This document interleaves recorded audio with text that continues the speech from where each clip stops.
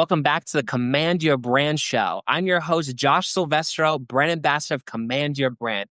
We help CEOs and founders get on top-rated podcasts.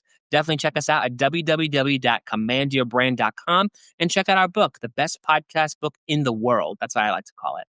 Anyway, so I want to just, guys, talk to you guys. I have a very special guest speaker who, by the way, just as a pointer, I actually changed my whole podcasting setup. So I think you guys might like this. Let me know in the comments down below what you guys think. And I have a very special guest speaker who I kind of fascinated of who to talk to because he kind of reminds me of a WWE character or a WWE wrestler, but he's actually not at all whatsoever. But he's an amazing CEO and founder himself, and he's built and he's helped a lot of people with his activities, what he does, and I'm really passionate about talking to him about this subject. So I'll actually introduce you guys to Caleb. Caleb, thanks for joining the show, man. Like to have you here. Thanks for having me on. Yeah. So I guess what we'll first start off with, for people who don't know who you are and what you do, I guess tell us a little bit about yourself, where you're from, and then why you started the company you have today. Yeah, well, Caleb Gilbert. I am originally from Spokane, Washington. I have moved all over the world, traveled all over the world for the last 25 years, and I do executive protection. So travel around, protect people, keep people safe, and have a lot of fun doing it. Yeah. And so what drove you your passion for that? Like, why for obvious sake, why start that? Because I know a lot of people, funny enough, we all live in some area of being in a corporate world. You're like, we hate executives. So I guess for you, why did you start this? Yeah, well, I grew up as far away from corporate America as is physically possible. Grew up in a very simple life. My parents paid $150 in rent. When I was about 16 years old, I was actually trying to pursue becoming a Navy SEAL, and was doing some dive training, and ran into these guys that were agents. They were corporate protection agents, and they talked about this executive protection thing, to where you travel the world and you can make money and travel with executives and all this.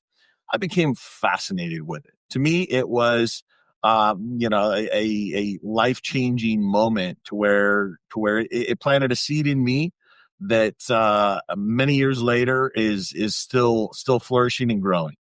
Wow, amazing. And so for you, what drove your passion to help these guys, especially executives? I guess in terms of a subject itself, it's kind of a weird subject of being an executive or being someone in charge of a lot of group. And I guess, what do you find for yourself? Like, what do you find people as executives run into the most?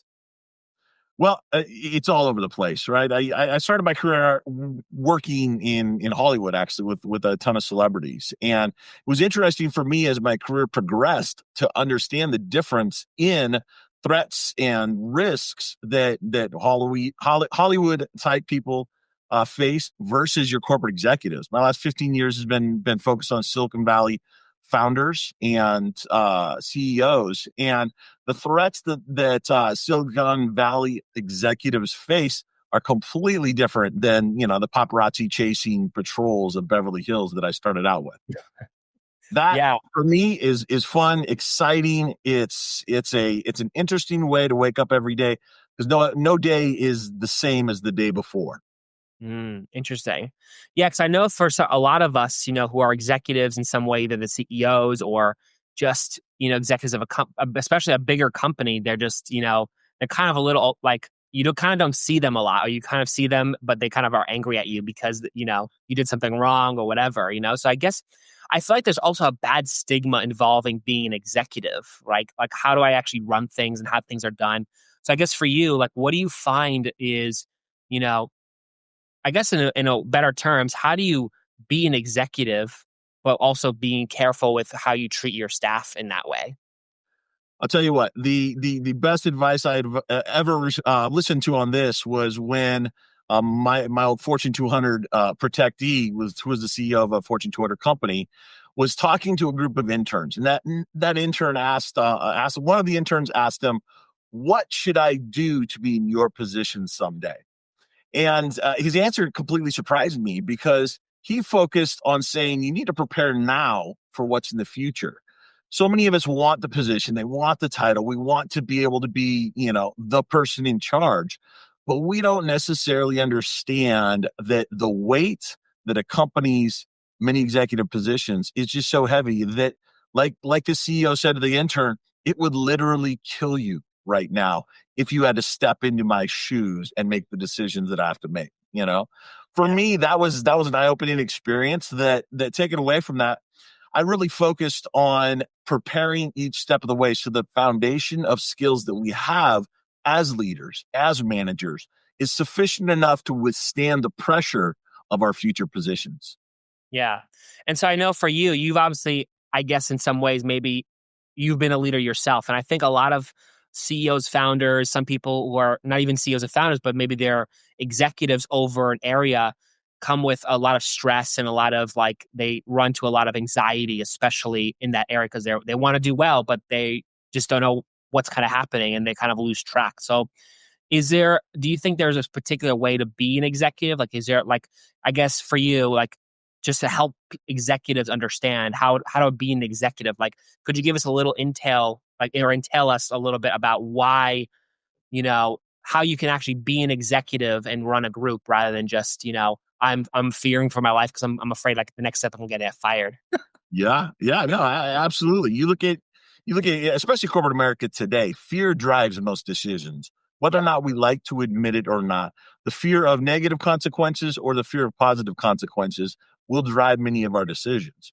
What I've found is the best way that I'm able to encompass that, prepare for that, try to bring a little bit of structure to the foundations of what we're doing, so that I have confidence in my ability to execute the plan, develop, execute, and then sustain the plan.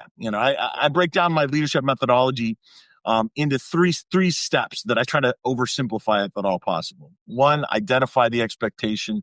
Two, document the expectation. And then three, enforce the expectation. This is a simple three-step process that I use.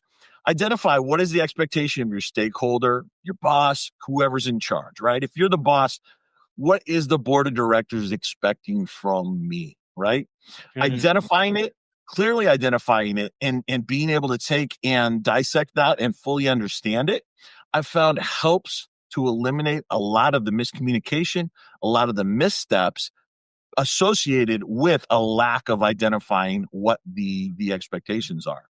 Then by taking and documenting it, we're taking what's mentally soaking into our brains, and then we're documenting. We're getting other stakeholders, others to help us take and document and put it down on paper so that we can ingest it in two different ways. We can read it, and then we can also hear it from another person's perspective.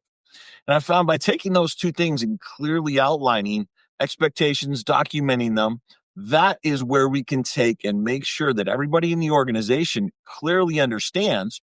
Then the enforcement is simply an add-on clause that I didn't realize that I needed, but people need a carrot and people need a stick in order to be motivated. And so by Mhm. having those three steps, having that stick, the enforcement clause, seldom do I need to use it, but oftentimes that points people to clearly understanding what's been documented and allows them to execute on the mission, on the values, on the direction that the organization's going. Right.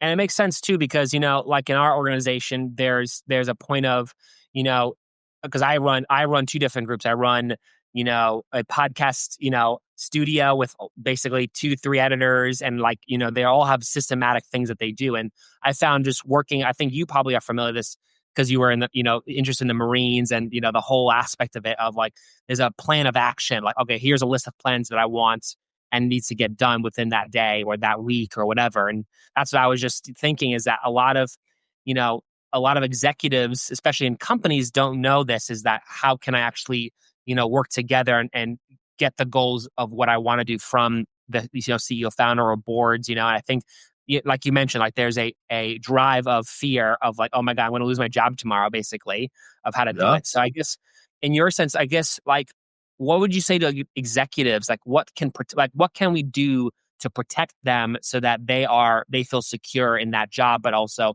maybe in their work? Well, being an executive protection weapons is one of the things that we use to make sure that we keep people safe. As a leader, I have my weapon of choice. And for me, my weapon of choice is the truth. I find that holding on to the truths of the organization, the truths of what we need to do, where we're going, where the team needs to be falling in line, where the vision is. That truth is my weapon of choice because it's effective, it's clear, and if we're able to effectively communicate it, what we can do is subside the fears in our own minds by subsiding the fears in those that are working with us, and be able to inspire them to perform at the highest level, inspire them to be able to take and thrive in their roles, not just survive. Yeah. And I guess for you, you've obviously learned a lot. You've helped a lot of people for yourself as be like what you should do as an executive, how to be the best executive you can be. Like, could you, I know you mentioned some things, but I guess could you give like 3 or 4 tips of like for an executive what they should do or shouldn't do? Yeah, it's been a pleasure for me to be in corporate America and Yeah. see some of the top leaders in Fortune 200 companies and beyond work day in, day out, see how they lead, see how they inspire the people around them, and I think for me, um, any executive that has a clearly defined mission, I think that distilling down the message so that you're sharing a clearly delineated message with the people in your organization in a way that they can understand, to me, that's something that I've seen misalignment in corporate America as well as alignment. And for me, starting White Glove, we started it to build the next generation of executive protection agents. So we started it specifically to facilitate the success of each agent where they're at, and then develop them into a better version of themselves. And so Mhm. by clearly delineating that, that's our foundation, that's our baseline at White Glove, is developing the next generation.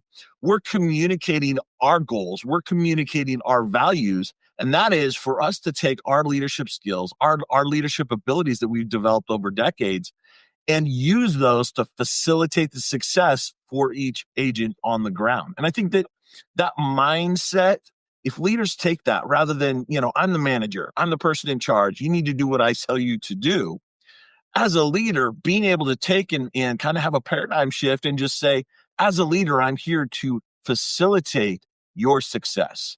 I'm here, whether it's a servant leadership, whether it's a coach, whatever leadership style each individual has, use that to better the people in your organization, and really mentally focus on finding ways to do it in a way that they can understand, not necessarily that makes sense to you as the executive. Yeah. I don't know if you've ever been to New York City, this is where I'm from the city, Jersey, New Jersey, New York area. Yeah. And, it's really funny that you mentioned that is because in New York City specifically, I found, just not just business owners, more of the executives in the businesses in New York City. They're really, what's the word? Like they're just so involved and they just look at their as a status. Like I'm an executive at a big company and that's basically how I operate. And, some of them, obviously I've never seen them, how they talk to people or whatever, but I know in New York State specifically it can be stressful, but it's really interesting and fascinating how some people use it as a status symbol rather than actually running people and caring enough about these individuals of how successful they can be, Yeah. So I guess Yeah. for you, when you talk to executives or make them better, do you ever find people that that are in this executive program? Do you find that some of them aren't actually qualified, or they're too much of their in their own egos? Like, do you find a lot of that in terms of being executive? Oh, absolutely. And you see it everywhere. I think that's a very common occurrence that we see all the time. People being promoted, people, being moved into positions for whatever reason that it might be.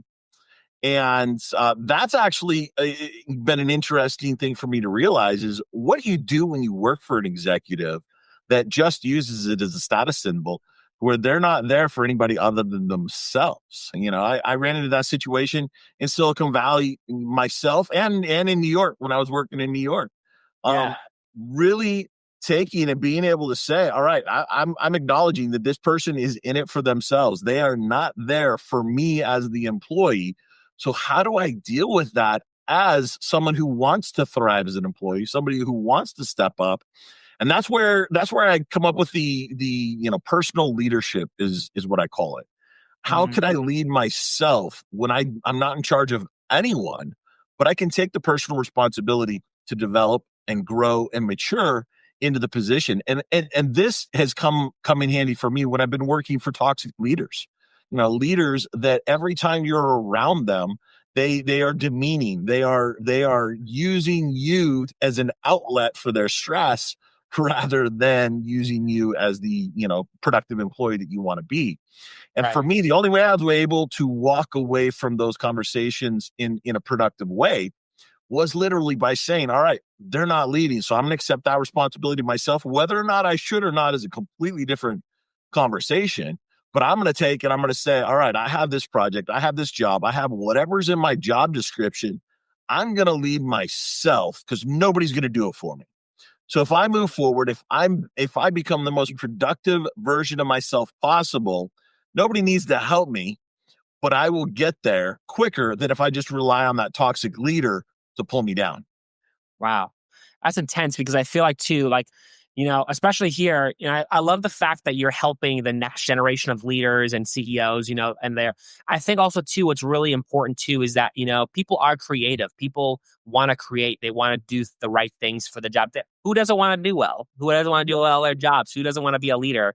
And I find it's very interesting, very fascinating that you're creating new leaders for the new next generation because, for me, I'm 30. I don't know how old you are, but my generation, we're and a little younger than I am. We're really fucking lazy. Excuse my French. Yep. You're not So wrong.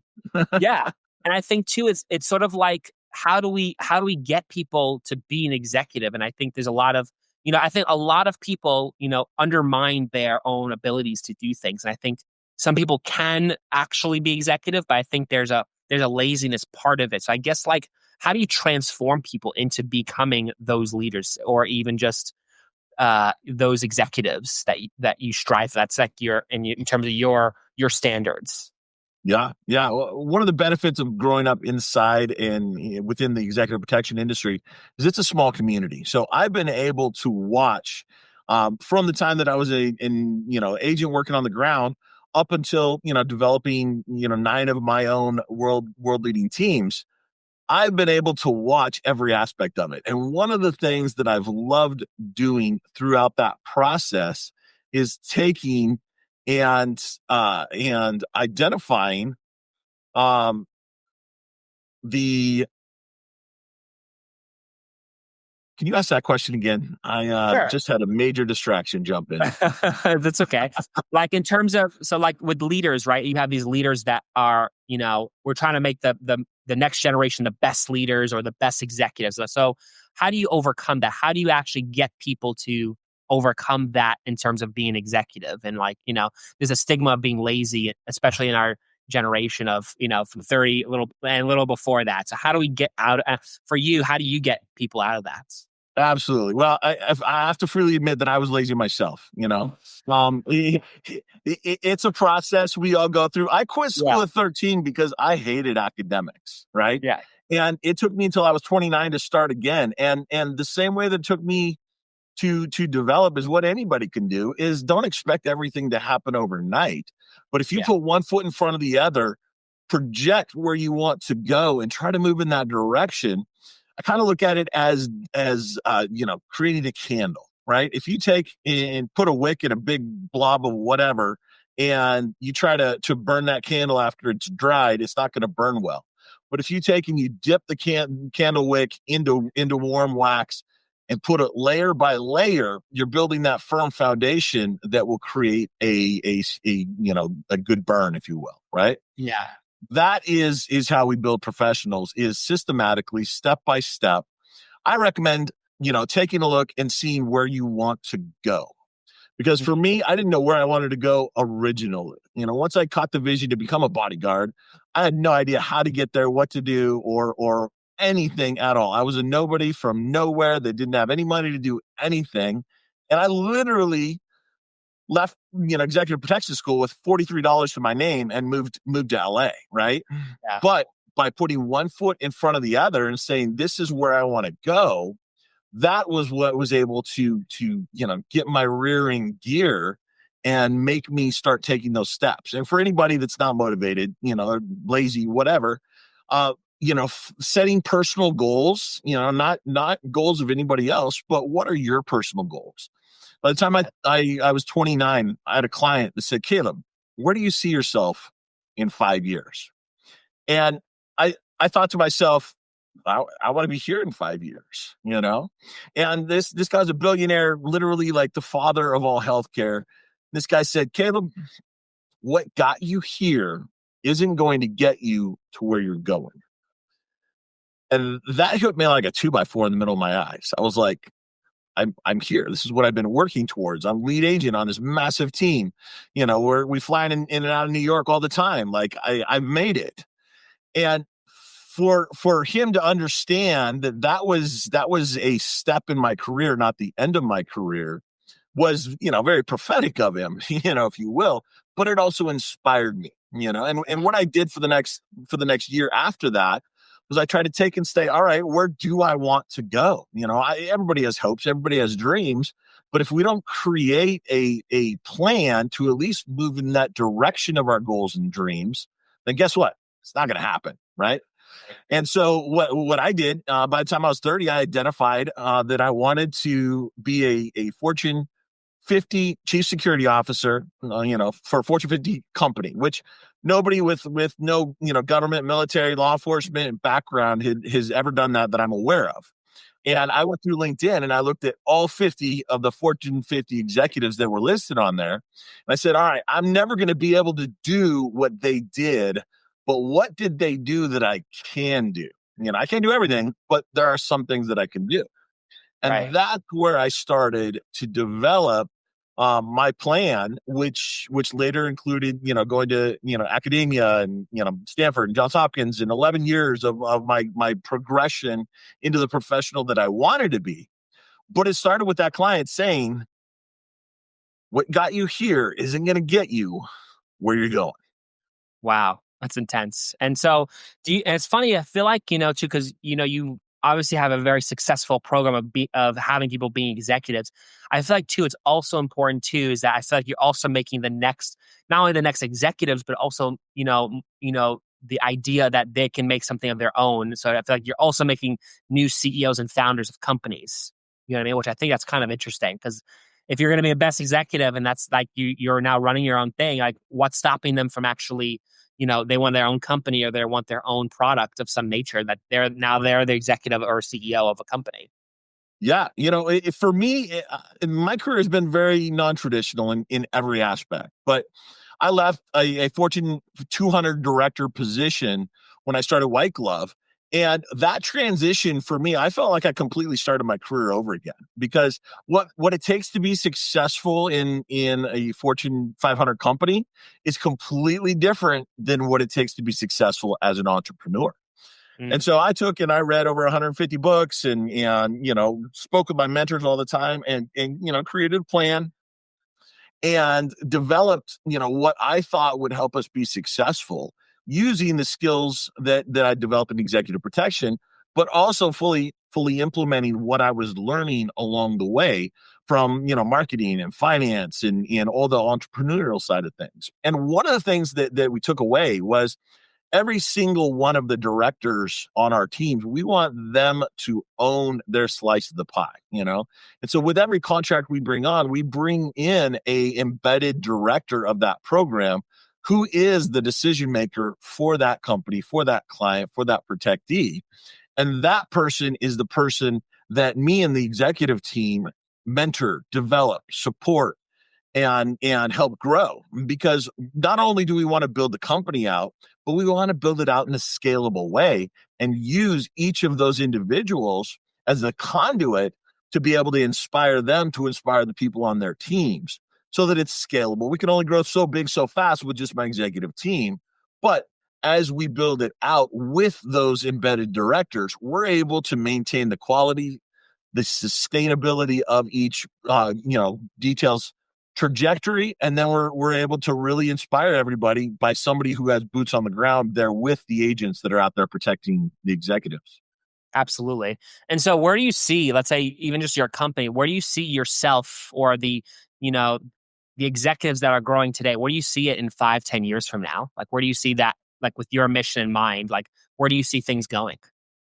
Well, I'll tell you what, we broke it down into, first 6 months, first 2 years, 3 years, and then 5 years.